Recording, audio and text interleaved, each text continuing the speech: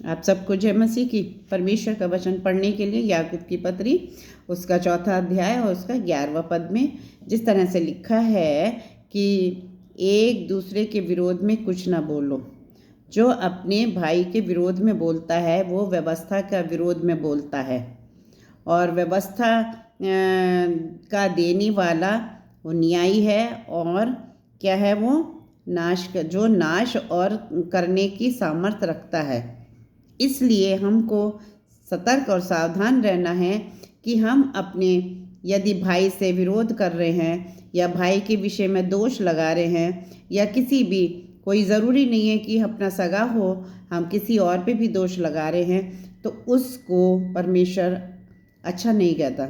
उसके लिए परमेश्वर क्रोधित होता है, और हमें परमेश्वर ने व्यवस्था दी है, और व्यवस्था में जब उसने हमें हर एक बातें जता दी हैं कि हमें क्या क्या करना है, और अगर हम दोष लगा रहे हैं तो हम परमेश्वर की व्यवस्था का विरोध कर रहे हैं। और परमेश्वर ने व्यवस्था दी है और जिसमें लिखा न्याय है वो, और क्या है, हर एक नाश बचाने में भी वो हमारे लिए सामर्थ है और हमें नाश करने में भी वो सामर्थ्य रखता है। इसलिए ऐसा ना हो कि कहीं वो क्रोध में आकर हमारा नाश करे। इसलिए हमें बड़े भयभीत होते हुए परमेश्वर के चरणों में आना चाहिए और अपनी ज़िंदगी के हर एक वो कामों को परमेश्वर के समक्ष रख देने हैं कि यदि हमने दोष भी लगाए तो परमेश्वर से माफ़ी मांग लेनी चाहिए, और परमेश्वर हमें क्षमा भी करता है। परमेश्वर ने कहा, जैसे मैंने अपने अपराधियों को क्षमा किया है वैसे तुम भी एक दूसरे के अपराधों को क्षमा करो।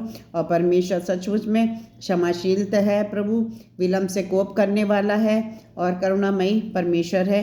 वो ज़रूर हमारे अपराधों को क्षमा करता है। उसने हमसे इतना प्रेम किया कि अपने इकलौते पुत्र को दे दिया कि हम पाप में ना पड़े रहें परंतु उद्धार पाएं। तो होने दीजिए कि हम अपने जीवन में उद्धार का वो दर्शन पा सकें और अपनी ज़िंदगी में परमेश्वर को प्रथम स्थान दे सकें।